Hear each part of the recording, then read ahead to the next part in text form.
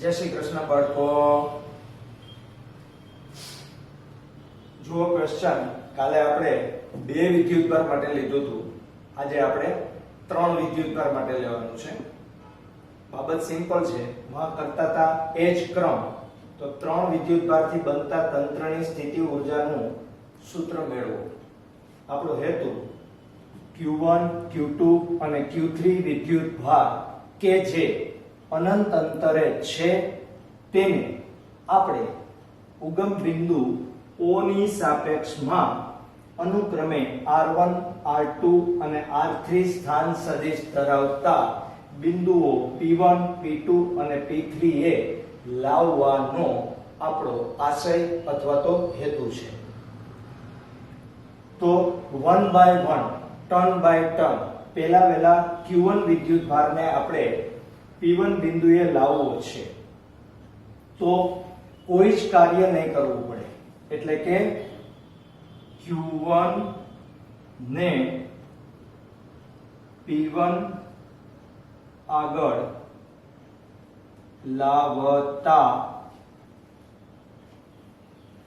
કરવું પડતું કાર્ય W બરાબર 0 છે। W1 બરાબર 0। શું કામ W1 બરાબર 0? એટલા માટે કે આયા ક્ષેત્રની અંદર આગળ કોઈ વિદ્યુતભાર નથી, એટલે કે આ Q1 ઉપર કોઈ પ્રકારનું બળ લાગતું નથી, અને બળ ન લાગતું હોય તો એના ઉપર કોઈ કાર્ય કરવું પડતું નથી। પણ જ્યારે Q1 વિદ્યુતભાર હાવ ફ્રી ઓફ ચાર્જમાં કોઈ બળ લગાડ્યા વગર, કોઈ કાર્ય કર્યા વગર આપણે P1 આગળ લઈ આવીએ, એટલે આ Q1 વિદ્યુતભારને કારણે વીજ સ્થિતિમાન ઉત્પન્ન થશે। આ વીજ સ્થિતિમાન આપણે P2 પાસે લેવાનું છે। શું કામ? કારણ કે આપણે P2 પાસે Q2 વિદ્યુતભારને લાવવાનો છે। અન્ય વિદ્યુતભારને જે બિંદુએ લાવવાનો હોય તે બિંદુ આગળનું તેની પહેલાથી જે વિદ્યુતભાર હોય એનું વીજ સ્થિતિમાન લેવું પડે। એનો અર્થ એમ કે Q1 ને લીધે P2 પર વીજ સ્થિતિમાન કેટલું થશે? આપણે એને V1 નામ આપીએ, તો V1 બરાબર કે Q1 upon R12। R12 શા માટે? કારણ કે Q1 અને Q2 વચ્ચેનું અંતર છે R12। તો આને આપણે સમીકરણ નંબર 1 આપો, આને સમીકરણ નંબર 2 આપો।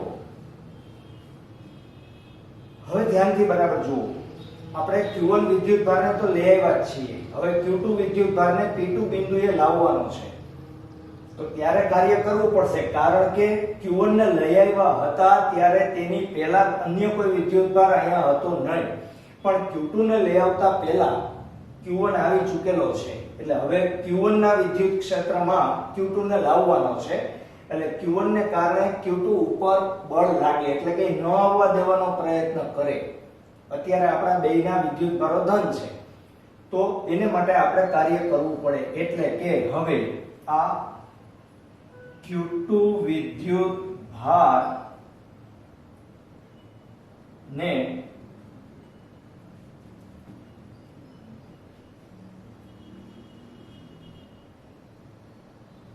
P2 પર લાવવા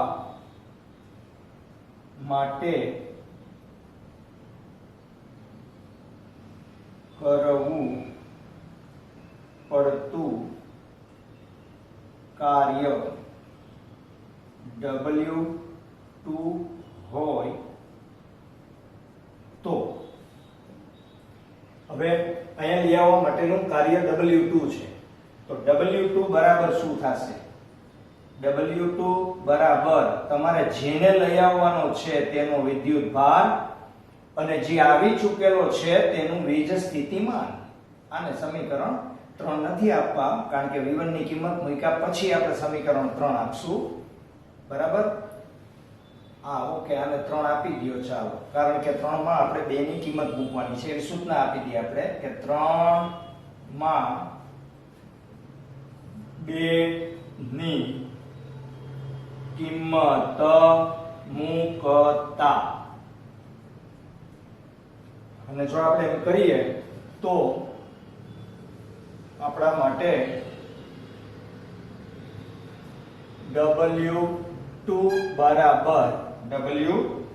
બરાબર K Q1 Q2, જોઈ લ્યો K Q1 Q2, ખાલી Q2 જ એક વધશે એટલે અહીંયા આવશે R1 2, અને આપણે સમીકરણના નંબર દઈ દઈએ કેટલા?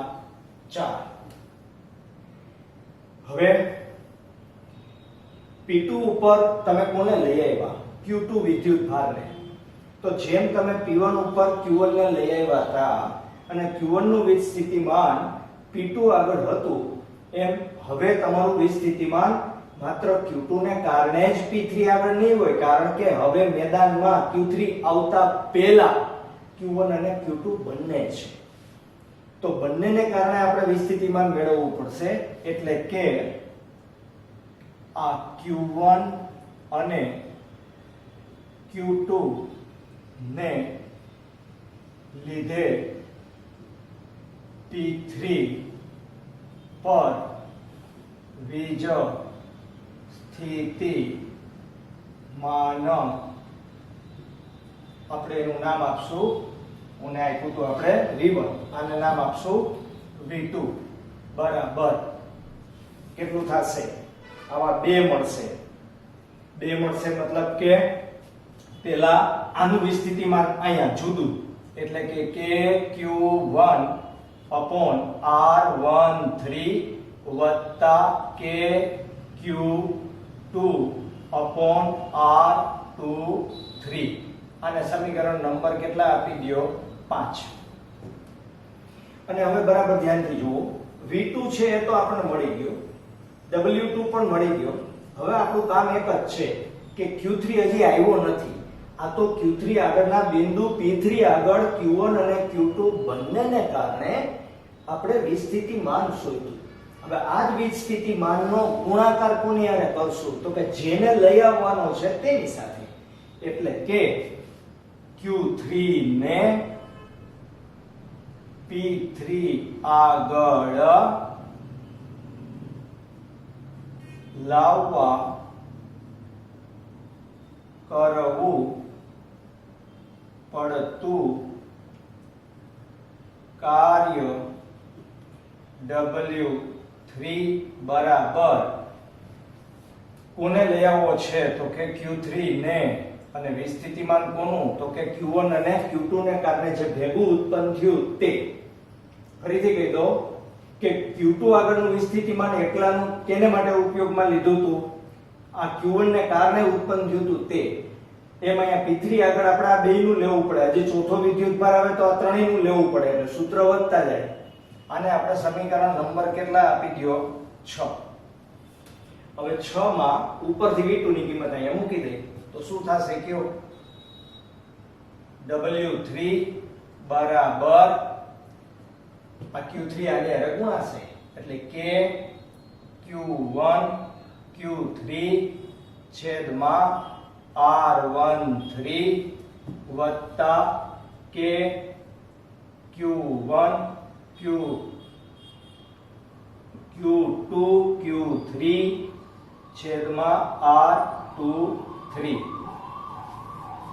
તો હવે આને આપણે સમીકરણના નંબર 7 આપી દઈએ.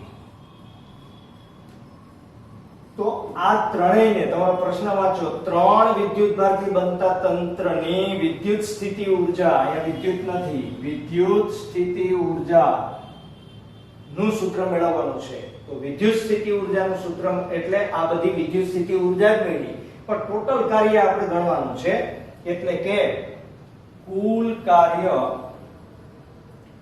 કાર્ય બરાબર એ જ તમારી કઈ સ્થિતિ ઊર્જા થશે? વિદ્યુત સ્થિતિ ઊર્જા. U બરાબર W બરાબર W1 વત્તા W2 વત્તા W3.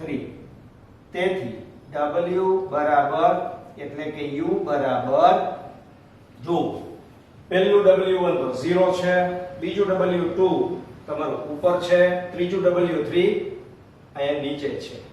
એટલે કે આ કિંમત અને આ કિંમતનું જ આપણે કામ આવ્યું. આ બે કિંમત સિવાય ત્રીજી કોઈ કિંમત આમાં આવતી નથી, કારણ કે W1 તો કાર્ય કેવું છે તમારું, શૂન્ય છે. તો હવે જુઓ બરાબર આ બે ઉપર જ નજર કરો તો આમાંથી k કોમન નીકળશે, આમાંથી k કોમન નીકળશે, આમાંથી k કોમન નીકળશે. અહીંયા 1 2 છે, અહીંયા 1 3 છે, અહીંયા 2 3 છે. એટલે તગડો અહીંયા છે, અહીંયા તગડો નથી. એટલે વિદ્યુતભાર એકેય કોમન નહીં નીકળે, માત્ર અને માત્ર k જ કોમન નીકળશે. એટલે અહીંયા k કૌંસમાં Q1 Q2 એ બે વચ્ચેનું અંતર R12 એમ યાદ રખાય, વત્તા Q1 Q3 છેદમાં R13 એમ યાદ રખાય, વત્તા Q2 Q3 છેદમાં R23 એમ યાદ રખાય.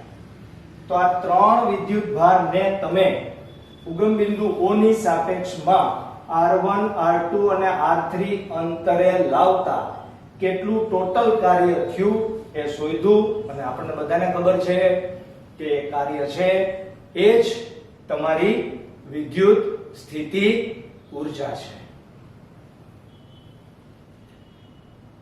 ક્વેશ્ચન આપણે કરતા તો એ જ કામ કરવાનું છે, પણ જુદું કરીને આપણે સમજીએ. બાકી કંઈ ખરેખર સમજવાની જરૂર નથી. આ તમે તમારી મેળે કરી શકો એમ છો. એક ને એક વસ્તુ રિપીટ થશે. એકલ વિદ્યુત ભાર ને લીધે કોઈ બાહ્ય વિદ્યુત ક્ષેત્રમાં વિદ્યુત સ્થિતિ ઊર્જાનું સૂત્ર મેળવો. હવે આપણે અત્યાર સુધી કોઈ વિદ્યુત ભારને એમનેમ લઈ આવતા હતા તો કોઈ કાર્ય કરવું પડતું નહોતું. પણ અત્યારે તમે જુઓ આ આકૃતિ કદાચ તમારી બુકમાં ના હોય તો તમારે દોરવી હોય તો દોરી શકો, ના દોરવી હોય તો પણ વાંધો નહીં. પણ મારે તો દોરવી એટલા માટે પડે કે મારે તમને આ બાબતને સમજાવવાની છે. આમ તો ત્રિરાશી જ સમજાવવાની છે. અચ્છા, અત્યારે અહીંયા પ્લસ Q વિદ્યુત ભાર છે એ બાબત આપણે સ્પષ્ટતા નથી કરવાની. આપણે એમ કહેવાનું છે કે કોઈને કોઈ પ્રકારનું વિદ્યુતનું ક્ષેત્ર છે, એ વિદ્યુતના ક્ષેત્રમાં આપણે Q વિદ્યુત ભારને લઈ આવવાનો છે. આ ધન વિદ્યુત ભાર હોય તો આનું વિદ્યુતનું ક્ષેત્ર આમ બહાર નીકળતી દિશામાં હોય અને જેમ દૂર જતા જાવ તેમ તેમ વિદ્યુતનું ક્ષેત્ર છે એ નબળું પડતું જાય. કહેવાનો મારો અર્થ એ કે વિદ્યુત ક્ષેત્ર E અને વીજ સ્થિતિમાન V એ જુદા જુદા બિંદુએ અલગ અલગ મૂલ્યો ધરાવતા હોય. આવા કોઈ એક વિદ્યુત ક્ષેત્રમાં, એટલે કે આપણે સમજવાનું કે કેપિટલ Q ના વિદ્યુતના ક્ષેત્રમાં એકમ ધન વિદ્યુત ભારને ક્ષેત્રમાંના આપેલા P બિંદુએ લાવવા માટે કરવા પડતા કાર્યને તે બિંદુ આગળનું વીજ સ્થિતિમાન કહેવામાં આવે. તમને બધાને ખબર છે.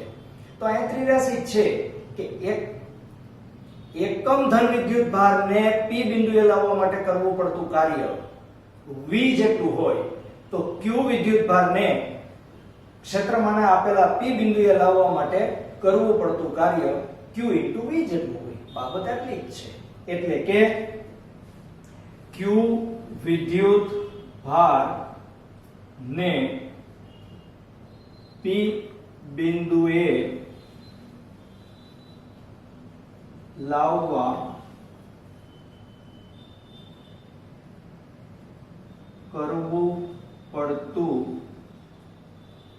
કાર્ય W બરાબર Q * V થશે. Q વિદ્યુત ભારને P બિંદુએ શું કામે? કારણ કે P બિંદુ ક્ષેત્રમાંનું બિંદુ છે. અને જો એકમ ધન વિદ્યુત ભારને આપણે લઈ આવવાનો હોત તો Q બરાબર 1 કુલમ લઈ લે તો W બરાબર ડાયરેક્ટ શું થાય? V થાય.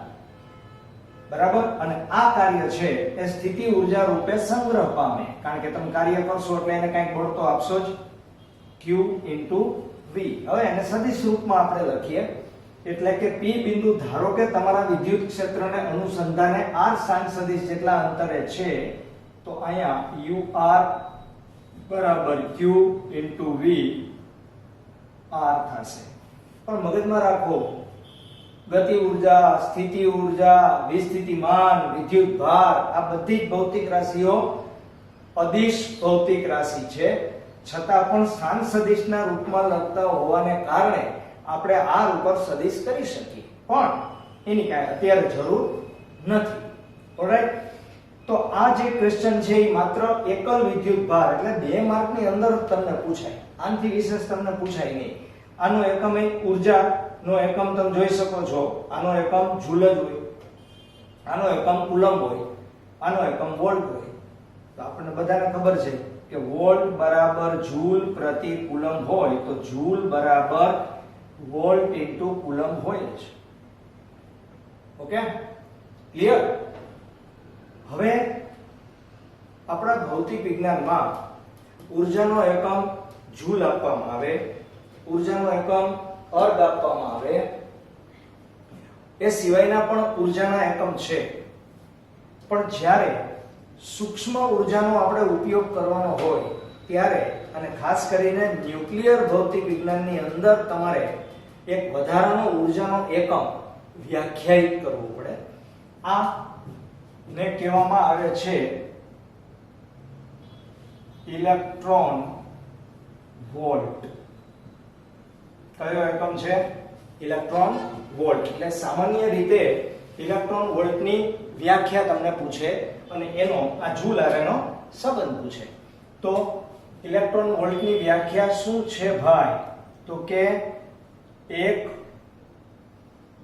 વોલ્ટના વીજ સ્થિતિમાન ના તફાવત હેઠળથી પસાર થતા ઇલેક્ટ્રોનની ઉર્જા, એટલે કે ઉર્જામાં 2 પ્રકાર આવે, સ્થિતિ ઉર્જા અથવા ગતિ ઉર્જા. માં થતા ફેરફાર ને 1 ઇલેક્ટ્રોન વોલ્ટ કહે છે, જેને ટૂંકમાં 1 EV ઇલેક્ટ્રોન વોલ્ટ કહેવાય.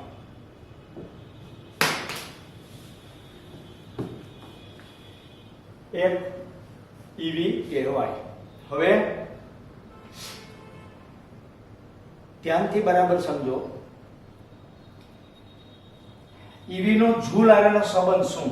તો કે 1 EV બરાબર 1.6 into 10⁻⁻19 જૂલ. તો આને આધારે તમે ઘણા બધા એકમ લખી શકો કે જે તમે તમારી મેળે લખજો. તમને ખાલી સંબંધ કહી દઉં છું, અહીંયા બધું કમ્પ્લીટ લખી નથી દેતો, પણ milli electron volt, mega electron volt, kilo electron volt, tera electron volt, giga electron volt, બધાયના સંબંધ તમને ખબર છે. મિલી ઇલેક્ટ્રોન વોલ્ટ હોય તો -3, મિલી નીકળે એટલે -3 એટલે -22 આવશે. મેગામાં +6, ગીગામાં 9, ટેરામાં 12. ખ્યાલ આવે છે? તો હું બધા એકમ લખતો નથી, પણ તમને ખ્યાલમાં હોવું જોઈએ. ફરીથી એક વખત વ્યાખ્યા ધ્યાનથી સાંભળી લો. 1 વોલ્ટ વીજ સ્થિતિમાનના તફાવત હેઠળથી પસાર થતા ઇલેક્ટ્રોનની ગતિ ઉર્જા અથવા સ્થિતિ ઉર્જામાં થતા ફેરફારને 1 EV એટલે કે 1 ઇલેક્ટ્રોન વોલ્ટ કહેવામાં આવે છે. ઓલરાઈટ, એકને એક પ્રશ્ન પાછો રિપીટ જેવો જ છે, થોડો માઇનર ફેરફાર આપણે કરવાનો છે. બાહ્ય વિદ્યુત ક્ષેત્રમાં એકબીજાથી સ્મોલ r અંતરે રહેલા 2 વિદ્યુત ભારો થી બનતા તંત્રની વિદ્યુત સ્થિતિ ઉર્જાનું સૂત્ર મેળવો. ખૂબ આપણે વિદ્યુત સ્થિતિ ઉર્જા મેળવી. બરાબર. સ્પેશિયલ આ ટાઈપનો આ છેલ્લો પ્રશ્ન છે, પછી થોડોક બદલશે. ઓકે, તો હવે ધ્યાનથી બરાબર જુઓ. Q1 અને Q2 આ બંને વિદ્યુત ભારો અનંત અંતરે છે. તેને આપણે અહીંયા મૂકેલા અથવા તો અહીંયા રહેલા કોઈ E જેટલા વિદ્યુત ક્ષેત્રમાં લાવવા છે. તો આ લાવવા માટે કાર્ય કરવું પડશે. તો આ કાર્ય કરવા માટે સૌથી પહેલા Q1 વિદ્યુત ભારને R1 અંતરે લાવવા કરવું પડતું કાર્ય W1 બરાબર Q1 into V1 અને R1. તમે અહીંયા V1 ન લખો તો પણ ચાલે. V R1 આવી ગયું એટલે સમજાઈ ગયું કે અહીંયા જ હોય. ઓકે, આને આપણે સમીકરણ નંબર 1 આપી દઈએ. અહીંયા કાર્ય કરવું શું કામ પડે છે પાછી યાદી આપી દઉં. જો અહીંયા કોઈનું વિદ્યુતનું ક્ષેત્ર ન હોત તો કાર્ય કરવું ન પડે, પણ બાહ્ય વિદ્યુતનું ક્ષેત્ર હાજર છે. બાહ્ય વિદ્યુત ક્ષેત્ર અહીંયા હાજર છે. કોનું? એની ચોખવટ આપણે કરવાની જરૂર નથી, પણ છે, કાંઈક છે અહીંયા આજુબાજુમાં કાંઈક છે. એ વિદ્યુત ક્ષેત્ર E માં આપણે અનંત અંતરેથી Q1 અને Q2 ને R1 R2 અંતરે લાવવાના છે. અત્યારે આ બે વચ્ચેનું અંતર સ્મોલ r છે. હવે આપણે કોને લઈ આવવાનો છે તો કે Q2 વિદ્યુત ભાર ને બાહ્ય ક્ષેત્ર ની વિરુદ્ધ માં લાવવા માટે કરવું પડતું કાર્ય W2 બરાબર Q2 V2 R2.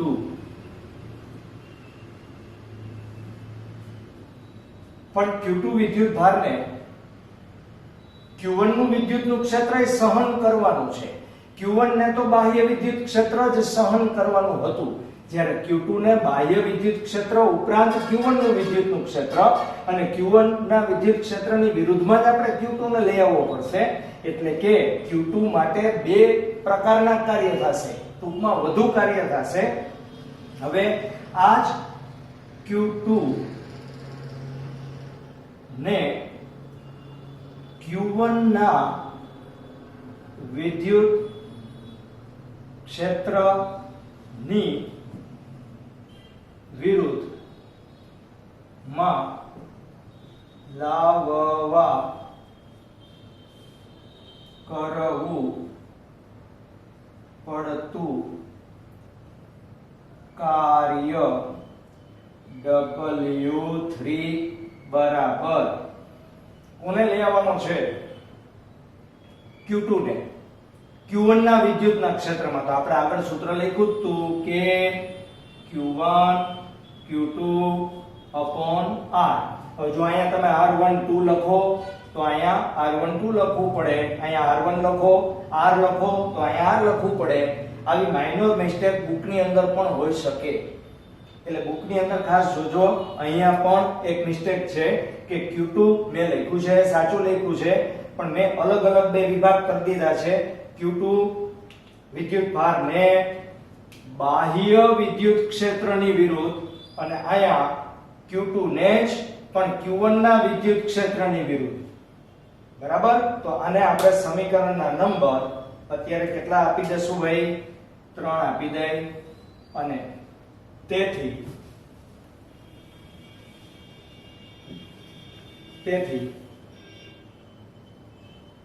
કરવું પડતું કુલ કાર્ય W બરાબર W1 વત્તા W2 વત્તા W3. તેથી આ કાર્ય છે એ જ તમારી વિદ્યુત સ્થિતિ ઊર્જા છે કે જેને U બોલો W બોલો કશો વાંધો નથી. હવે આ ત્રણેય આપણે લખવાના છે Q1 V1 R1 વત્તા Q2 V2 R2 વત્તા K Q1 Q2 upon R12. તો આ જે સમીકરણ તમે લખ્યું એ બે વિદ્યુત ભારોને આપણે અનંત અંતરેથી લઈ આવ્યા. આગળ આપણે આ જ સૂત્ર મેળવ્યું હતું, પણ આ પ્રશ્નમાં શું ફરક હતો? આગળ જે ભણ્યા એ પ્રશ્ન યાદ કરો. આગલા લેક્ચરમાં બે વિદ્યુત ભારને આપણે અનંત અંતરેથી લઈ આવ્યા હતા. અહીંયા આપણે બે વિદ્યુત ભારને અનંત અંતરેથી જ લઈ આવ્યા છે. ખાલી એક જ શબ્દનો ફરક છે બાળકો.